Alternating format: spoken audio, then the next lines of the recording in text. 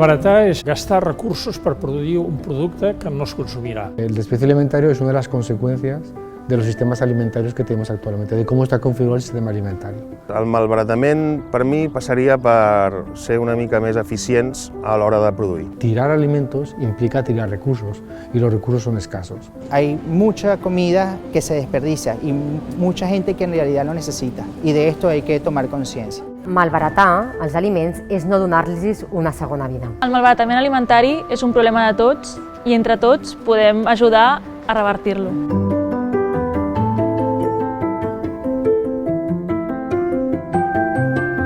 Es calcula que una tercera part dels aliments que es produeixen al món acaben perdent-se o malbaratant-se al llarg de tota la cadena alimentària, és a dir, del camí del camp cap a la taula. Aproximadamente una tercera parte de los productos agrícolas que nosotros generamos o que producimos al final no llegan a su destino final, que es la alimentación humana. ¿Qué significa esa tercera parte de los alimentos? Nosotros necesitamos, para producir los alimentos, esos productos agrícolas y ganaderos, necesitamos una serie de recursos. Eso significaría que una tercera parte de los recursos que estamos dedicando a producir los alimentos es como si los tirásemos a la basura. Por ejemplo, en tierra, el equivalente para producir esos alimentos que desperdiciamos, la superficie ocuparía como el segundo país más importante del mundo, por ejemplo, por detrás de Rusia. El agua que utilizamos, teniendo en cuenta que la agricultura ocupa el 70% de los recursos hídricos, sería equivalente a 3 lagos de Ginebra enteros. En términos económicos, estamos tirando más o menos como 1 billón de euros, que eso sería como el PIB per cápita de un país como Suiza. Y finalmente, desde el punto de vista social, teniendo en cuenta que hay unos 815 millones de personas que están con malnutrición o desnutrición, digamos que solamente reduciendo un 25% del desperdicio acabaríamos con el problema. Existe una pirámide ya bastante conocida para toda la gente que trabaja en este mundo, donde establece un poco cuáles serían las prioridades. Entonces, nuestra primera prioridad evidentemente es ofrecer una alimentación segura y nutricional a toda la sociedad, que ahí no hay que intervenir, pero es posible que por lo que sea no llegue. Entonces lo que tenemos que hacer, las primeras medidas tienen que ser tratar de ajustar la oferta y demanda para que prevenir en origen la generación de esos excedentes y que se puedan convertir en desperdicio. Si eso no es posible, el tercero sería, bueno, si no podemos llegar a los mercados tradicionales, tratemos de redistribuir. Y entonces, bueno, pues tratamos de contactar con alguna serie de organizaciones que hacen de distribución, normalmente siempre ligados a entidades sociales, para tratar normalmente de que ese derecho a la alimentación que tienen las personas llegue a toda la población. Lo siguiente, que sería indirecto, sería, bueno, podemos utilizar esos desperdicios para indirectamente que vaya a la alimentación humana. ¿Cómo? A través de la alimentación animal. Y con eso acabaríamos, digamos, la forma de que un alimento llegue al final también a ser alimento. El resto sería, por un lado, todo lo que utilizamos para energía, para hacer biogás, compost, etc. Y finalmente sería lo que es el desperdicio.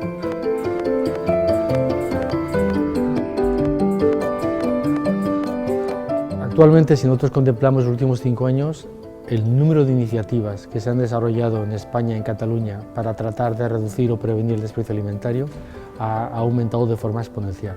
Y además, lo más interesante es que abarca desde el sector productor, iniciativas del sector productor, hasta el consumidor. En el mundo del sector primero, en la producción primaria, es muy importante tratar de ajustar oferta y demanda, es decir, tratar de producir aquello que se va a vender. Y en este punto de vista, hay iniciativas pequeñas que tratan justamente de ajustar oferta y demanda, como puede ser la iniciativa de Ecomaresme.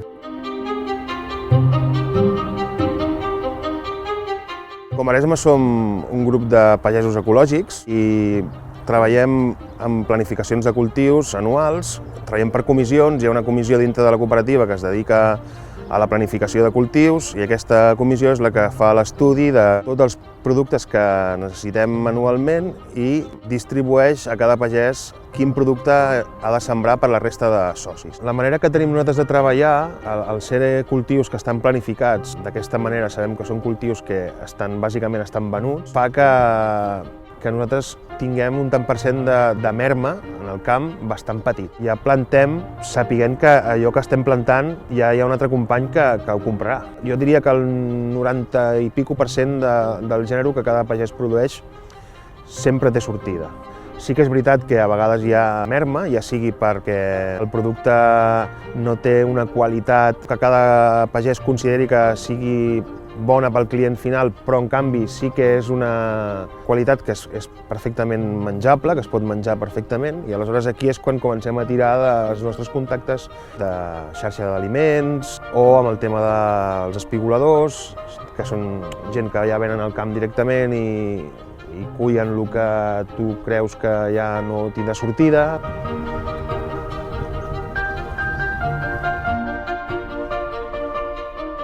Espigolar és una activitat amb arrels mil·lenàries que consisteix a recollir als camps tot allò que els agricultors i agricultores no han pogut comercialitzar per diversos motius. Això passa per criteris estètics, per baixades en el nivell de preus o per excedents. Actualment contem amb una xarxa de més d'un centenar de productors i productores col·laboradores, amb una borsa de voluntariat de més de 1.500 persones i gràcies a ells, gràcies a la seva ajuda i la seva col·laboració, estem podent espigolar entre 3 i 4 cops a la setmana i aquest any, el 2020, hem arribat a 1 milió de quilos de fruita i verdura espigolada des de l'inici de la nostra activitat. El 95% del que recollim portem a entitats socials i a serveis de distribució gratuïta d'aliments per garantir el dret a una alimentació saludable de tota la població.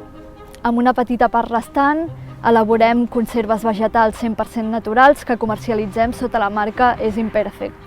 Ho fem a l'obrador situat al barri de Sant Cosme del Prat de Llobregat, que funciona també com a espai d'inserció i formació laboral. Perfectus no és un e-commerce normal i corrent com qualsevol que t'envien la fruita i la verdura a casa. La missió principal és reduir que vagin a la basura tots aquests productes que en principi són detectats com a lletjos, però que en veritat venen directe del pagès i que són perfectament aptes pel consum. Saber que estàs fent un bé pel món, reduir el malbaratament alimentari, reduir el consum de plàstic, tota la gent que hem conegut, està sent una experiència increïble i només pot que començar.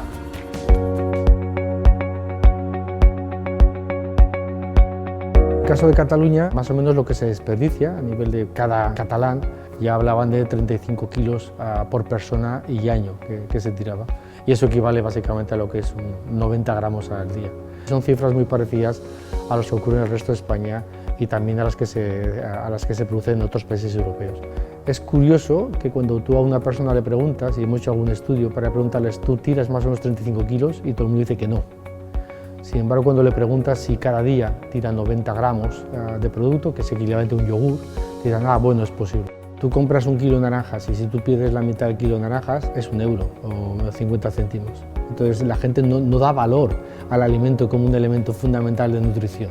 Sin embargo, si a ti se te cae el móvil y se daña una pequeña esquinita o no sé qué y tal, bueno, es una gran tragedia. Entonces no valoramos lo que estamos tirando.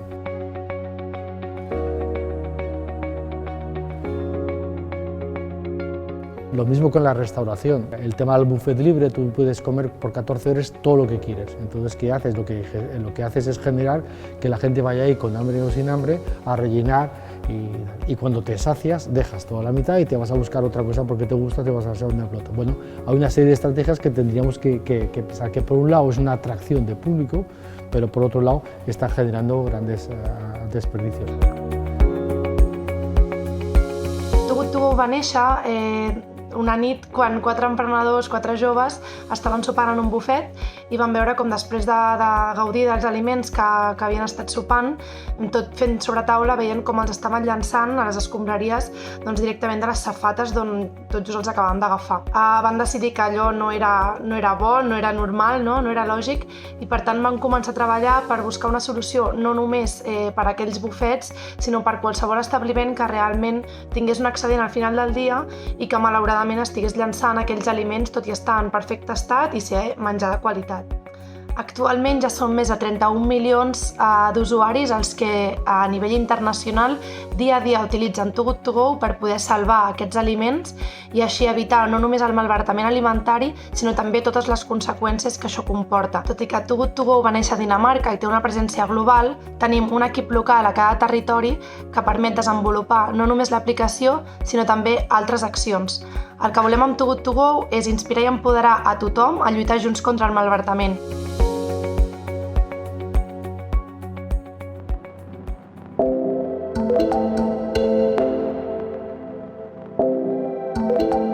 Muchas muchas de las iniciativas que se están realizando y como es normal se hacen a microescala, es decir, a escala muy pequeña.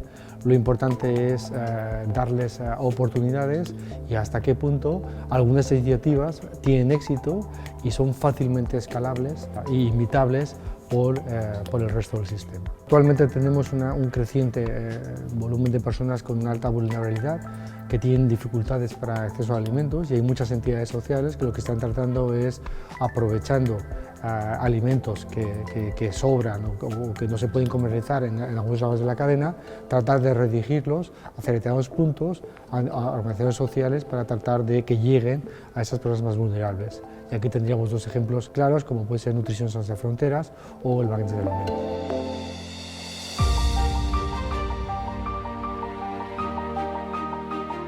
La col·laboració de Mercabarna amb el Banc dels Aliments va començar l'any 2002, ara fa pràcticament ja 20 anys, i va ser amb la cessió d'un petit magatzem aquí dintre del recinte de Mercabarna, on les empreses de majoristes, de fruites i hortalisses especialment, donaven els seus productes excedentaris en el Banc dels Aliments. Aquests productes excedentaris eren perfectament consumibles, però no eren comercialitzables. Des del 2002 fins avui, Mercabarna, conjuntament amb el Banc dels Aliments, hem anat realitzant moltes campanyes de sensibilització entre els empresaris majoristes per tal d'anar fidelitzant aquests empresaris i anar aconseguint de més, amb l'objectiu sempre de recollir el màxim d'aliments possibles de cara a les persones que més ho necessiten.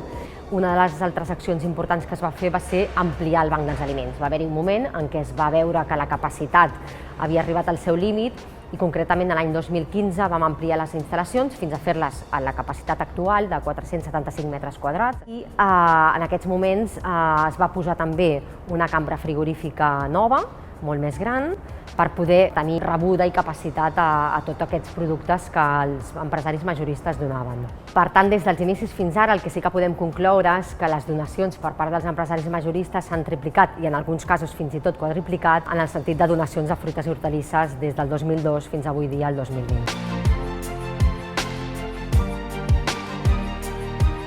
La manera en què opera és que s'obre ja molt a primera hora del dematí per recollir, que és quan hi ha més activitat en el mercat, per recollir les donacions que ja arriben a primera hora i després es va treballant en funció del gènere que arriba doncs, totes les feines de triatge a lo llarg del matí. De manera que les entitats van recollint a mesura que ja es va triant i intentant deixar el mínim possible per l'any demà, ja que és un gènere que com més ràpida sortida se li doni, doncs molt millor. Per al Banc dels Aliments, comptar amb l'aportació de Mercabarna és molt important perquè estem parlant de producte fresc, principalment de fruites i hortalisses, i per tant és un producte molt sa i molt necessari per qualsevol persona. La situació ocasionada per la pandèmia de la Covid, malauradament, ens ha posat en evidència que les necessitats són creixents de demanda d'aliment. Moltes persones ho estan passant malament i, per tant, necessitem créixer en número d'empreses que donin, però també en créixer en capacitat. I, per tant, aquest magatzem actual, que vam acabar d'ampliar el 2015, l'hem de tornar a ampliar. Ja tenim pràcticament acabada la construcció d'una nova instal·lació de 900 metres quadrats i aquest nou magatzem, que serà inicialment el Banc dels Aliments, serà també la prova pilot i el primera passa del futur centre d'aprofitament alimentari, que serà un centre que acabarà al final absorbint al voltant d'unes 4.500 tones anuals.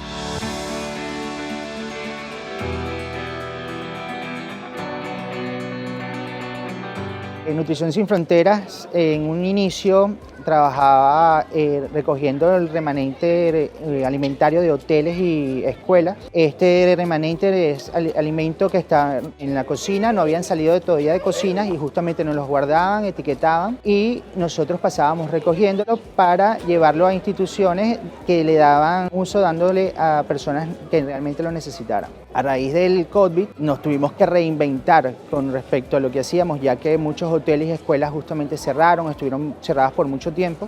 Entonces hemos creado un proyecto que se llama Cocina Solidaria y en este lo que hacemos es justamente buscamos materia prima de diferentes entidades, por ejemplo Mercabarna. Al recoger estos alimentos que justamente iban a ser descartados, intentamos darle una segunda vida entregándolos a estas cocinas solidarias para que las procesen. Al procesarlas justamente nos dan envases ya con comida hecha y se los podemos dar a instituciones para que repartan usuarios finales. Y es una gran ventaja porque estos usuarios finales normalmente no tienen cocina, a veces están en condición de calle o son incluso personas muy mayores que no pueden cocinar. Entonces justamente ya tienen ahí estos envases ya con su comida. Els menús que s'entreguen són menús saludables, sostenibles, estan avalats per un equip de nutricionistes per part de Nutrició Sense Fronteres que avalen que tots aquests plats tenen les condicions nutricionals correctes per poder tenir un àpat complet diari. Una d'aquestes cuines solidàries en les quals col·labora en el projecte de Nutrició Sense Fronteres és Dioncop. És una entitat d'iniciativa social que el que pretén és insertar en el món laboral a persones migrants o d'altres economies submergides i el que fan són plats de tradició senegalesa que el que fan és enriquir molt més aquesta varietat de productes i de plats que entreguem.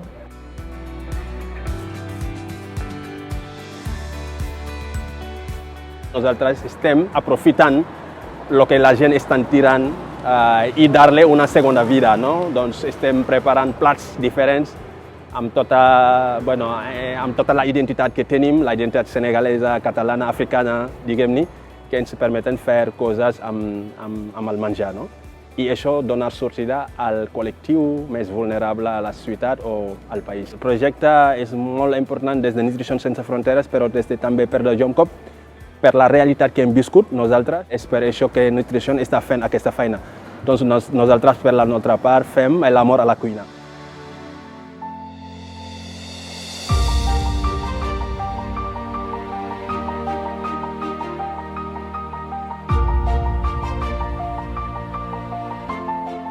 Los detallistas, su beneficio justamente es el margen y tienen márgenes muy apropiados, pero es cierto que con sus promociones, aunque ellos no están generando desperdicio en sus instalaciones, sí que puede estar generando determinado desperdicio en cadenas más abajo. O también con sus políticas pueden estar generando desperdicio en algunas de los eslabones anteriores. Entonces, con una cierta coordinación, pues se podria mejorar. Has preparat en realitat malbaratament poc, perquè inclús ens fem les nostres pròpies botifarres, no? Però realment accedent intentem aprofitar el màxim possible. Amb les puntes d'embotit, tot el producte que tenim ibèric, fem picadillo, el tallem petit i el venem per fer llenties, callos o sofregit, o simplement obrir a mitja tarda i poder picar.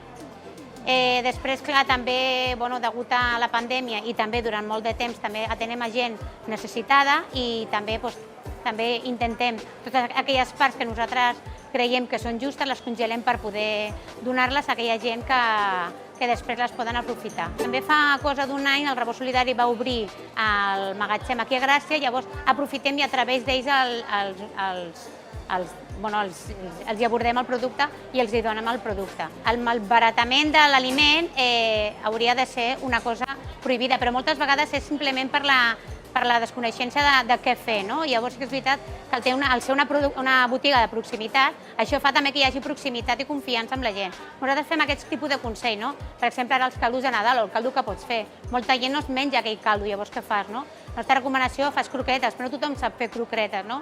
Llavors a casa, per exemple, sí que recomanem picar-ho tot i fer unes crestes, que simplement al forn és un sopar o un dinar a mar de bo. Intentem que això, que mica en mica, és una gota que vas prenent amb la gent, van explicant receptes.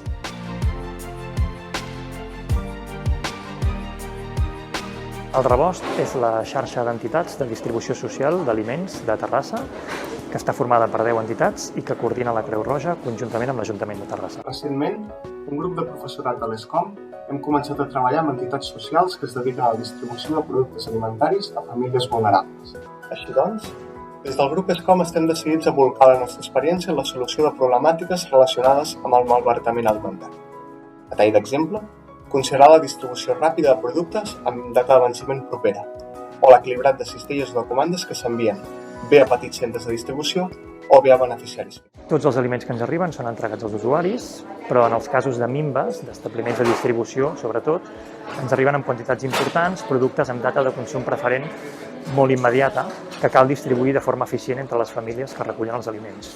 Habitualment això és molt complicat i ens interessa generar nous protocols de comunicació i d'organització i logística amb les entitats i amb les pròpies famílies per poder donar sortida a tots aquests productes de minves i lluitar així contra el malbaratament alimentari.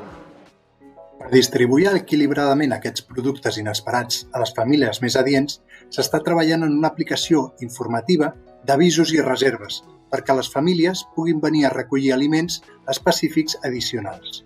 Aquesta aplicació es pretén implementar com a projecte pilot al Rebost, però s'espera que més endavant es pugui utilitzar a altres entitats.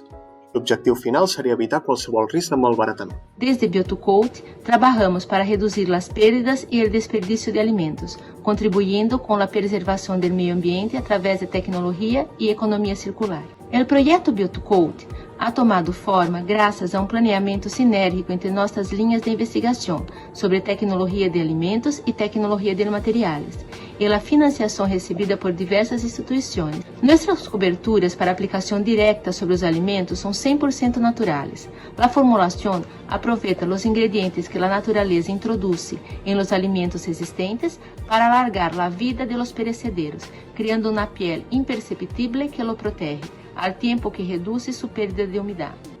A pele que se cria sobre o alimento é comestível e não altera seu sabor nem seu color.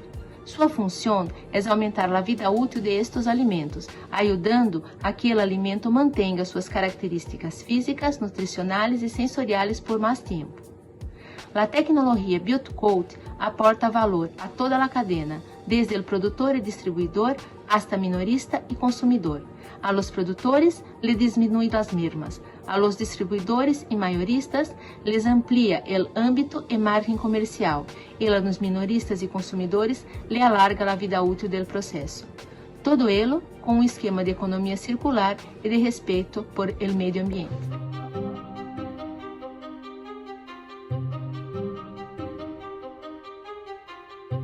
Es importante también contar con la gente más joven y por tanto también, como en casi todos los temas de alimentación, se están haciendo diferentes campañas para tratar de medir un poco, tratar de modificar comportamientos. Se entiende que los estudiantes de edad más baja generan una serie de hábitos a determinadas edades y esos hábitos van a perdurar a lo largo de su vida. Por tanto, cualquier actuación en colegios es importante. Els nens i nenes al menjador el que fan és separar la fracció orgànica en dues parts, no? Una part és l'immenjable, aquell os del pollastre o la pela del plàtan, que van a la fracció orgànica però que no són menjables, i una fracció que és aquell iogurt sense escurar, aquell trosset d'enciam.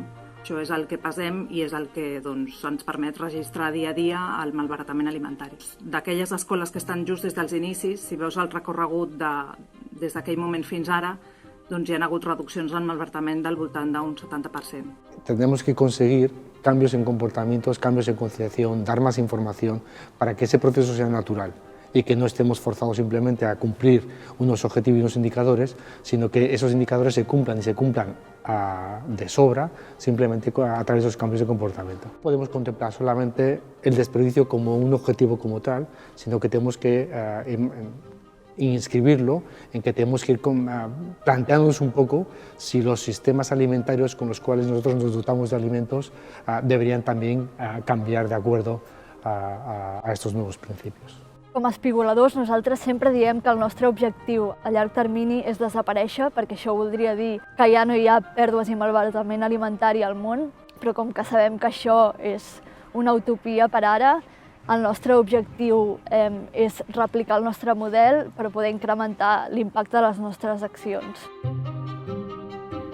Finalment, entre totes, el que estem construint és una xarxa d'un consum responsable i sostenible, en el qual tots intervenim per tal que aquest aliment de malbaratament no es desperdici. En Cataluña tiramos 35 kilos, hemos dicho que son 90 gramos por persona y día.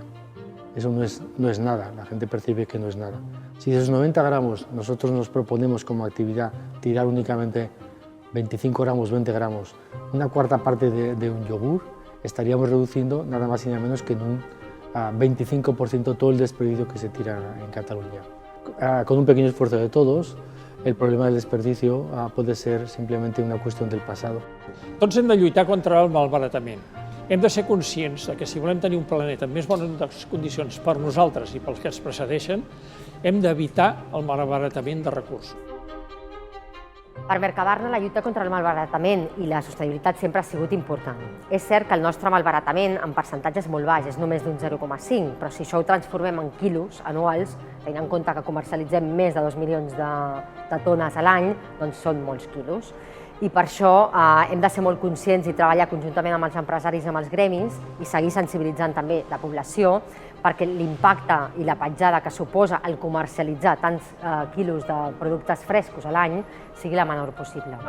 Doncs des de 2016 hem posat en marxa aquest projecte amb l'Ajuntament de Barcelona i Barcelona Activa i hem pogut regularitzar 17 persones. També una oportunitat per la gent que estaven fent la venda ambulant, perquè en la realitat la gent que estem immigrant no necessitem assistencialisme, el que necessitem són oportunitats. De mica en mica, a través de mercats i les persones que treballen a mercats, podem aconseguir un món més sostenible a base d'anar explicant la necessitat i el canvi psicològic que hem de tenir envers d'aquest malbaratament o a l'ecosistema com l'estem deixant amb el tema de plàstics o amb el tema de no reciclar coses. Amb tot això, a Togut tenim clar que hi ha un llarg camí encara per recórrer per aconseguir aquest món sense malbaratament alimentari, però també estem molt contents de com s'ha acollit aquest moviment aquí i com està creixent i evolucionant. No hi tenim res a perdre i tenim moltíssimes ganes de seguir sumant Waste Warriors, seguir sumant establiments per aconseguir entre tots junts lluitar contra el malbaratament alimentari.